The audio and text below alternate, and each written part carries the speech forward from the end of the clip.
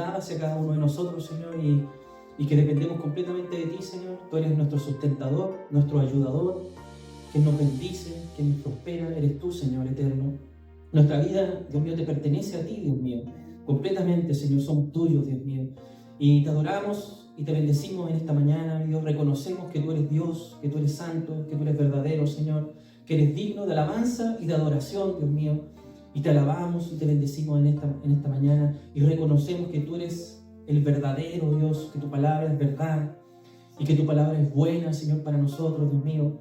Señor, bendice este lugar, bendice esta clase, Dios mío, con tu presencia maravillosa. Dios mío, inunda nuestro corazón, nuestro ser de tu presencia, Dios. Lávanos, Señor, de nuestros pecados, Señor, perdónanos por nuestros pecados, por nuestras maldades, Señor. Límpianos, Dios mío, y llénanos, Señor, de tu presencia, llénanos, Señor, de tu Santo Espíritu, para que podamos vivir de acuerdo a tu voluntad, Señor. Porque somos débiles, Señor, porque somos imperfectos, Señor, pero tú eres santo y verdadero, y tú eres bueno con nosotros, y quieres lo mejor para nosotros.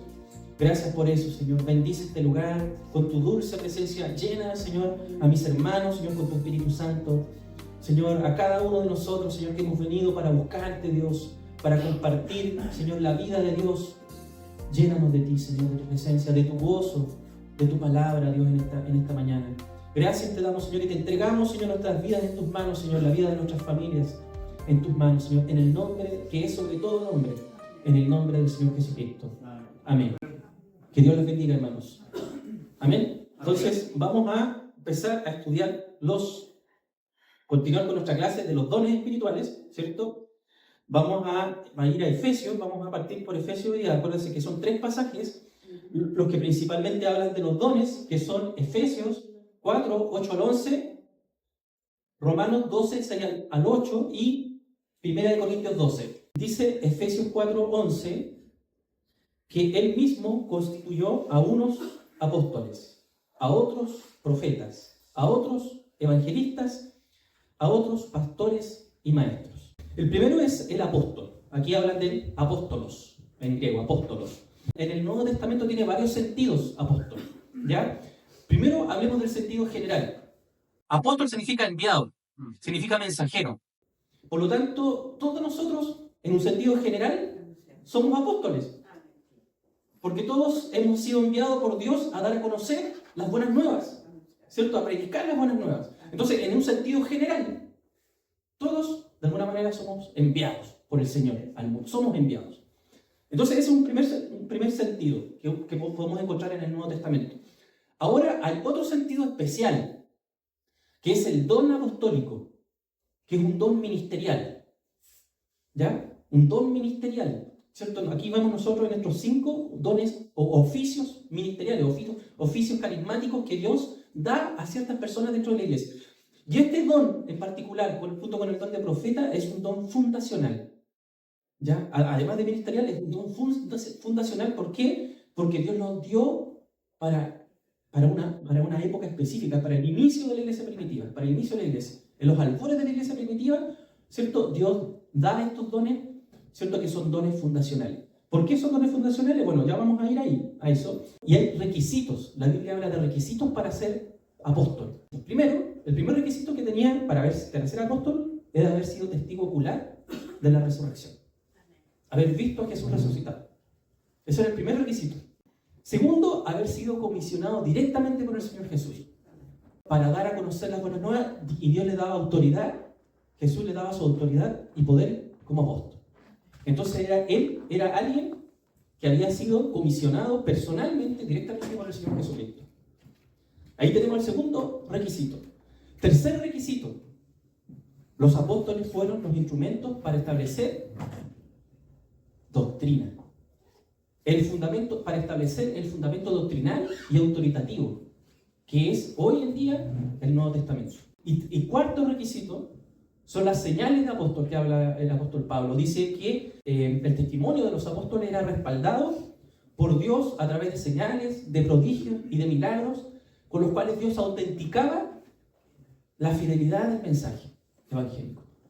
Entonces, esos son 4 requisitos para apóstol que hoy en día, en la actualidad, nadie cumple. No hay apóstoles hoy, en ese sentido, como don apostólico. ¿cierto? Como oficio apostólico ya no hay apóstoles. Todos somos apóstoles en un sentido general, pero en este sentido especial, este grupo específico que Dios, apartado que Dios, como dice la hermana, tomó, estableció, ya no hay. Entonces, la Biblia nos habla de los apóstoles, de los 12, por ejemplo. Ellos eran los 12 eran apóstoles, que ocupaban un lugar único e irrepetible, aunque no fueron los únicos apóstoles, porque también Matías, que vino después, que reemplazó a Judas Iscariote, fue apóstol. Pablo y Bernabé eran apóstoles. Jacobo, el hermano de Jesús, era apóstol. Silvano y Timoteo eran apóstoles. Andrónico y Junías eran apóstoles. Todos esos eran apóstoles. Quizás habían más, pero la Biblia nos dice que esos eran los apóstoles, los que había. Y miren, fíjense en Apocalipsis 2:2. Yo conozco tus obras y tu arduo trabajo y paciencia, y que no puedes soportar a los malos y actuados a los que se dicen ser apóstoles y no lo son, y los has hallado mentirosos. Amén. Entonces la Biblia nos dice que hay falsos apóstoles. Hay falsos apóstoles. La Biblia nos enseña, ¿cierto?, lo que significa ser un apóstol. Un grupo especial que Dios levantó al inicio de la iglesia primitiva. Después vienen los profetas, otro oficio ministerial, ministerio, don ministerial, profeta, ¿cierto? Y veamos Efesios 2, versículo 20. ¿Cuál era la función de los profetas? Fíjense, Efesios 2, 20. Edificados sobre el fundamento de los apóstoles y profetas, siendo la principal piedra del ángulo Jesucristo mismo. Amén. Entonces, ¿ahí qué dice Pablo? Edificados sobre el fundamento de los apóstoles y profetas. O sea, el fundamento doctrinal, la doctrina evangélica, la verdad del evangelio. Dios levantó a estos hombres, apóstoles y profetas, como instrumento para establecer la base doctrinal de la iglesia. Entonces, si nosotros miramos, seguimos viendo, allí en el mismo Efesios 3:5, miren lo que dice.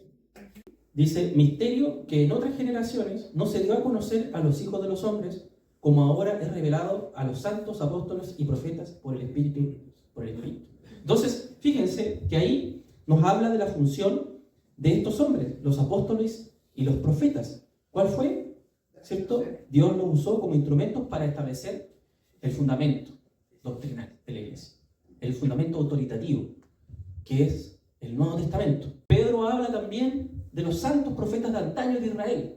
Segunda de Pedro, capítulo 1, versículo 20. Entendiendo primero esto, que ninguna profecía de la Escritura es de interpretación privada, porque nunca la profecía fue traída por voluntad humana, sino que los santos hombres de Dios hablaron siendo inspirados por el Espíritu Santo. Por el Espíritu Santo. Entonces, Pedro está hablando de la palabra profética, esa palabra profética más segura. La palabra profética más segura es esta. Porque ninguna profecía fue traída por voluntad humana, o sea, no es humano, sino que los santos hombres de Dios hablaron siendo inspirados por el Espíritu Santo. Y Pablo también habla de que toda escritura es inspirada por Dios, por el Espíritu, y soplada por el Espíritu de Dios. Entonces, esos son los profetas de antaño, ¿cierto?, del Antiguo Testamento, y los profetas que estuvieron junto con los apóstoles y establecieron el fundamento doctrinal de la iglesia. Dones fundacionales, dones que corresponden a esa época, que ya en esta época no hay. No hay. Ese tipo de profetas no hay. Nosotros somos profetas porque si nosotros leemos la Biblia, salimos a la calle y predicamos la palabra de Dios, estamos profetizando. Pero estamos profetizando sobre la base de lo que ya los apóstoles y los profetas establecieron como doctrina. Nosotros no estamos inventando nada nuevo, no estamos recibiendo una nueva revelación, estamos hablando de lo ya revelado. Ahora, de lo que hablamos la vez anterior, para no dejar eso también con duda, hay una palabra de profecía, que es una palabra específica, local, ¿cierto?, para un momento específico, para una situación específica, concreta, ¿cierto? Esa palabra puede venir, palabra de profecía, puede haber, pero esa palabra de profecía, ese don de palabra de profecía, tiene que ser analizada, discernida a través de la palabra de Dios, de la palabra profética más segura, a la cual hacemos bien en estar atentos como a una antorcha que alumbra el lugar oscuro. Entonces, esta es nuestra palabra profética más segura, a la que hacemos bien en estar atentos. Pero tampoco cerrar nuestro corazón, ¿cierto? Ni nuestro oído a lo que Dios pueda hablarnos de manera específica, personal. Porque la Biblia no está con quién me voy a casar, ni con quién voy a estudiar, ni qué trabajo, si lo tengo que tomar o no lo tengo que tomar, si me tengo que ir a vivir al sur o no tengo que ir a vivir al sur. Esas decisiones que vienen de la vida no están acá, ¿por cierto? Entonces Dios nos habla, ¿cierto? Palabra personal, específica, para un individuo, un grupo o una congregación completa. Entonces ahí tenemos los dones fundacionales. Después vienen los dones que no son, que todavía están vigentes, que son, por ejemplo, el evangelista, evangelistes en griego. Entonces, el evangelista, ¿cierto? Es aquel persona, o el don, ese don consiste en anunciar las buenas nuevas de salvación en el poder del Espíritu Santo. Y no es sinónimo de predicador, sino sinónimo de pescador de almas, pescador de hombres. Dice, cuando Jesús les dice, os haré pescadores de hombres. Entonces, eso era el evangelista. Felipe era el evangelista. Felipe era evangelista, se dice. Felipe tenía ese don. Timoteo también, Pablo le dice, haz obra de evangelista. Timoteo también tenía el don de evangelismo, ¿cierto? Entonces, el evangelista, dice James Crane, que es un autor muy conocido que escribió El Sermón Eficaz, un libro que se llama El Sermón Eficaz, dice que un cristiano que está dirigido y capacitado por el Espíritu para darse continuamente a la proclamación pública y personal del Evangelio con el fin de que la gente definitivamente entregue su vida a Jesús.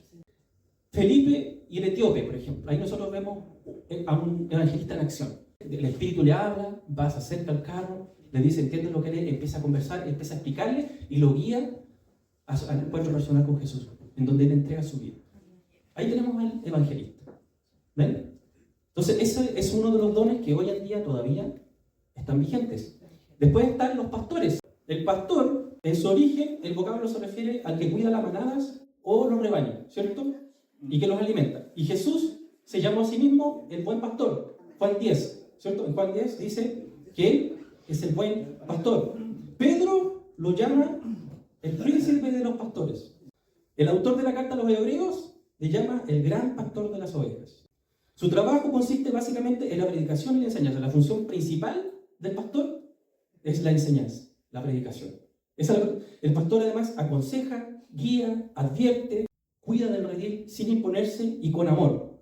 Y ahí en 1 Timoteo 3, 1 al 7, Pablo habla de las cualidades del pastor. Las cualidades del pastor, ¿cierto? Pero no vamos a leer porque usted ya las ha leído, ¿cierto? Ya lo sabe. Después, maestro, el maestro, ¿ya? La importancia del ministerio docente se ve por el lugar que éste ocupa en la lista de Efesios 4:11 y en 1 Corintios 12:28.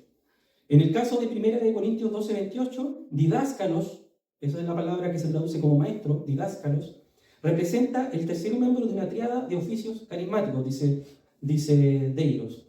Y la función de ese ministerio es la explicación en profundidad del pensamiento cristiano y la interpretación cristiana del Antiguo Testamento. Tenía mucha importancia. De hecho, Jesús mismo le dio gran importancia a este ministerio y la gran comisión. Él establece la necesidad no solo de proclamar el Evangelio, de predicar el Evangelio a todas las naciones, el Evangelio del Reino, sino que también de enseñarles, ¿ya? De enseñarles a los nuevos discípulos todas las cosas relacionadas al Evangelio. No todo maestro es pastor. No todo maestro es pastor. Pero todo pastor tiene que ser maestro. Tiene que ser maestro. Timoteo era pastor y maestro, ¿cierto? Timoteo era pastor y maestro. Y Pablo le dice, ocúpate en la lectura, en la exhortación y en la enseñanza. Le dice Pablo a Timoteo.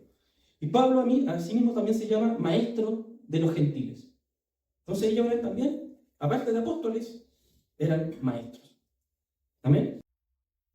Ahí tenemos los 5 dones ministeriales, que son dones carismáticos. ¿Cierto?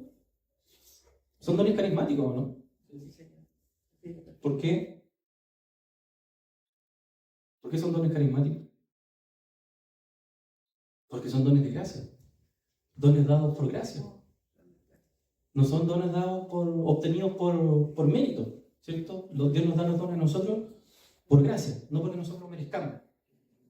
Él los da por gracia y los da de acuerdo a su perfecta voluntad. Los da de acuerdo a su soberanía. Son dones carismáticos. Todos los dones de las 3 listas son dones carismáticos, ¿cierto? Lo carismático no significa lo espectacular.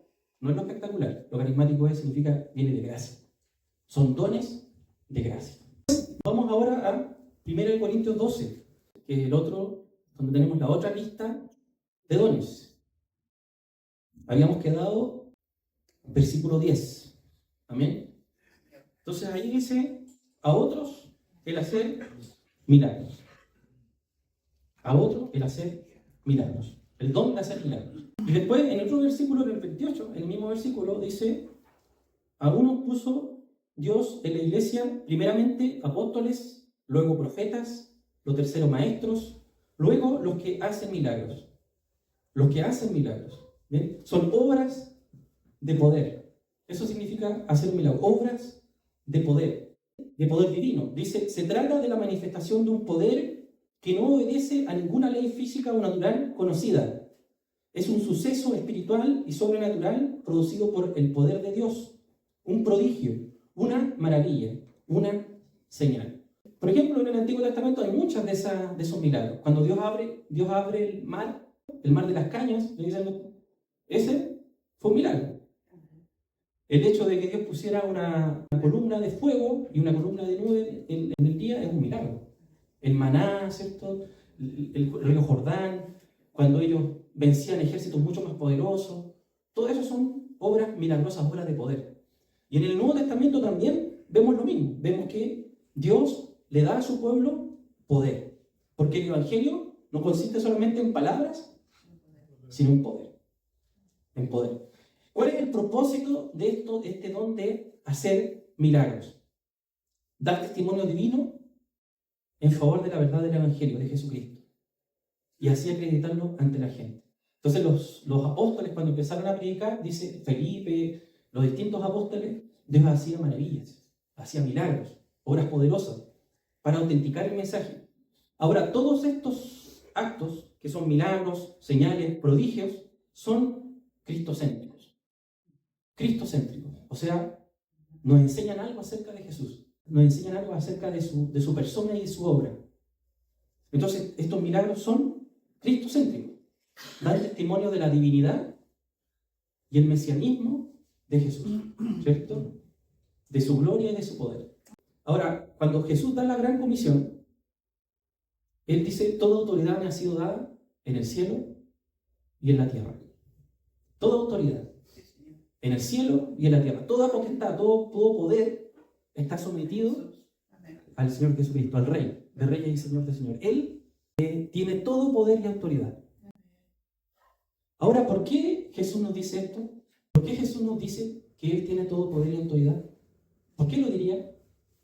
Porque es soberano. ¿Ah? Porque es soberano. Sí, es soberano. Claramente es una de las razones. Pero ¿puede haber otra razón? ¿Tenía autoridad? ¿Ah? Había otro que tenía autoridad. ¿Tú te refieres al antagonista? Sí. Ya, sí, pero no va tanto por ahí. Jesucristo comparte con nosotros las riquezas de Dios. Él comparte con nosotros su reino. No se lo deja para Él, sino que Él lo comparte con sus hijos. Entonces Él no simplemente no nos dice eso para informarnos, sino que nos dice porque Él está traspasando esa autoridad y ese poder a su iglesia. ¿Lo está equipando? Sí, lo está compartiendo, está equipando a la iglesia, está dando su riqueza, su poder, porque Él está dando una misión a la iglesia. Y en ese contexto, Él está compartiendo, Él les dice que Él tiene todo poder y autoridad. Toda autoridad me ha sido dada en el cielo y en la tierra. Y eso significa que esa autoridad Él la está delegando en su iglesia. Los demonios, por ejemplo, en una situación donde hay que liberar a alguien, se sujetan a la autoridad de Jesucristo. Claro. Si nosotros vamos por nosotros, por lo opuesto, por las de nosotros, vamos a salir como los judíos esos que salieron arrancando.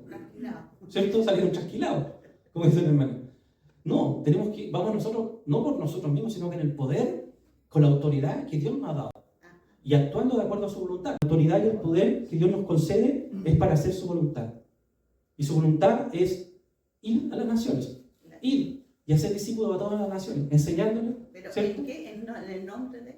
Claro, en el nombre del Padre, del Hijo y del Espíritu Santo. Entonces, en ese contexto, Dios nos dice, yo les doy el poder, la autoridad. Amén. Para realizar esta obra que yo les estoy encomendando. Miren, vamos a Mateo 24, miren. Vamos a Mateo 24, miren. Miren lo que dice. Porque se levantarán falsos cristos y falsos profetas, y harán grandes señales y prodigios, de tal manera que engañarán, si fuere posible, aún a los escogidos. Amén. Fíjense lo que dice. Se levantarán falsos ungidos. Así es. Falsos ungidos y falsos profetas. Sí, señor. Y harán grandes señales y prodigios. ¿Ya? Entonces, lo primero que tenemos que establecer, hay poder fuera del reino de Dios, que el otro reino, el reino de las tinieblas. Y ellos también pueden hacer prodigios y hacer milagros. Pero ¿cuál es la diferencia? Los milagros de Dios, las señales, los prodigios, ¿cuál es la interpretación que se le da? Cristocéntrica. Dar a conocer a Jesucristo. Dar a conocer la verdad del Evangelio. Traer a la gente a la salvación. Traer a la gente al encuentro con Jesucristo. Pero los falsos maestros, los falsos ungidos, lo que hacen es hacer un milagro, hacer un prodigio, pero darle una interpretación mentirosa, engañosa. Transmiten la mentira, transmiten el engaño. A través de eso, de esas demostraciones de poder, lo que hacen después es explicar esto de tal manera que engañan a las personas, las conducen a la condenación. Toda señal, todo milagro, todo prodigio que se someta al Señor Jesucristo y que dé a conocer a Jesucristo, que lo dé a conocer, que dé a conocer la verdad del Evangelio, esa es una señal que podemos decir que es de Dios. No siempre las señales conducen a la fe. La fe siempre puede producir una señal. Si es que Dios así lo quiere. Pero una señal no necesariamente nos lleva a la fe. Los fariseos, la gente del pueblo, después de haber visto 5 o 6 milagros en serie, decían, muéstranos señal. La salvación es por fe. Y la fe es la respuesta de nosotros a Dios. La fe, en cierto sentido, es un don. ¿Por qué? En cierto sentido. ¿Por qué? Porque si Dios no hubiera hecho lo que hizo, ¿cuál es la base de mi fe? No tengo forma de creer. ¿En qué voy a creer si no hay nada en qué creer? Pero lo que Dios hizo, toda la obra que el Señor hizo, lo que Dios proveyó, hace posible mi respuesta. Y en ese sentido, la fe es un don. En ese sentido. En el sentido de que Dios posibilita mi respuesta porque Él hizo lo necesario para que pudiera haber una respuesta. Pero Dios me muestra la puerta. Jesús dice, yo soy la puerta. El que por mí entrar y será salvo. Dios me lleva hasta la puerta, me pone ahí, al frente de la puerta. Yo tengo que dar el paso, cruzar esa puerta. Y ahí voy a ser salvo. Tu fe sola no te salva. ¿Me entiendes? Tu fe sola no te salva.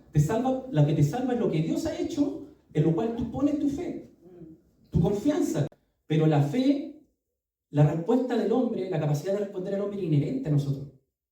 Cuando Jesús dice, arrepentíos, está haciendo una apelación a nosotros, está interpelándonos a nosotros. Nos está exigiendo una respuesta a Dios, a su gracia, a su amor, a su salvación. ¿Se dan cuenta? Entonces, la fe se define como la respuesta del hombre a la gracia de Dios. Yo puedo creer o rechazar. Entonces, Jesús dice que a los suyos vino y los suyos no lo recibieron. No lo recibieron, pero a los que le recibieron,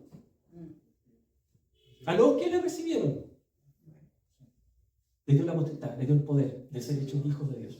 Y en Romanos capítulo 1, cuando Pablo habla de la humanidad, de la historia, mira la humanidad en perspectiva hacia atrás y ve toda la historia de la humanidad, dice, porque lo que de Dios se conoce, su poder, su deidad, es claramente visible por medio de las cosas hechas, de modo que no tienen excusa. Y ahí Pablo ocupa un verbo griego que significa que los hombres, la humanidad, tomó el tema, lo analizó. Eso es lo que significa todo ese verbo, que consideró la cuestión de conocer a Dios. Falló en contra. No quiero a Dios. Viendo toda la gloria, dice la Biblia que los cielos y la tierra cuentan la gloria de Dios. Los cielos cuentan la gloria. La creación nos habla de la gloria de Dios. Nos dice que hay un Dios. Nuestra conciencia nos dice que hay un Dios. Sin embargo, la gente decide su destino. Dios proveyó lo necesario. Él es la propiciación por nuestros pecados. Y no solamente de los pecados, sino por los nuestros, sino de todo el mundo, dice Juan. Entonces la fe, entendida de ese sentido, ¿cierto?, es la respuesta del hombre a la gracia de Dios. La respuesta afirmativa. Dios prometió, Jesús prometió su poder. Le dijo a los apóstoles, le dijo, y recibiréis poder. Cuando haya dinamia. La misma palabra que ocupa cuando habla Pablo de los milagros, de la dinamis, Jesús habla también que recibiréis poder cuando haya venido sobre vosotros el Espíritu Santo y me seréis testigos. Los 12 apóstoles fueron hombres en los cuales Dios actuó con poder. Esteban dice que también él hacía, si vemos ahí en Hechos 6:8, vemos que Esteban también hacía señales, prodigios. Felipe, cuando fue a Samaria, ¿cierto? Y Simón el mago se quedaba atónito, maravillado de las señales, de los prodigios, de los milagros que Dios hacía por mano de Felipe. Pedro resucita a Tabita o Dorcas, ¿cierto?, en Hechos. Pablo y Bernabé en Iconio también nos habla ahí de su visita en Iconio, de varios milagros, de varias señales que hizo Dios. Pablo le dice a la iglesia de Corinto hacer milagros, los que hacen milagros. Entonces ese poder está disponible para su iglesia hoy. ¿Para qué sirven los milagros? Liberación milagrosa del pueblo de Dios de manos del enemigo.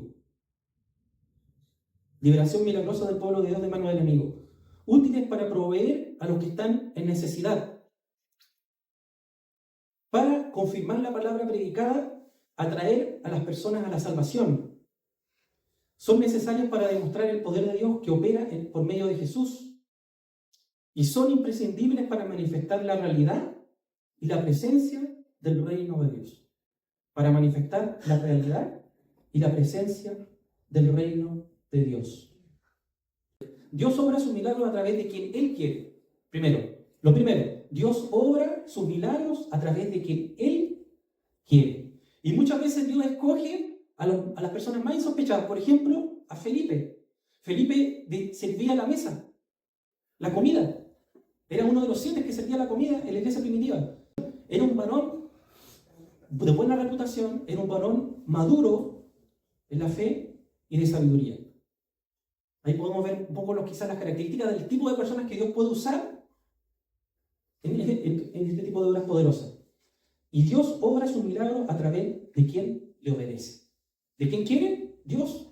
Y de quién le obedece. Debemos obedecer primero y los dones vendrán después. Obedecer primero. Debemos oír y obedecer la voz del Espíritu Santo que nos manda.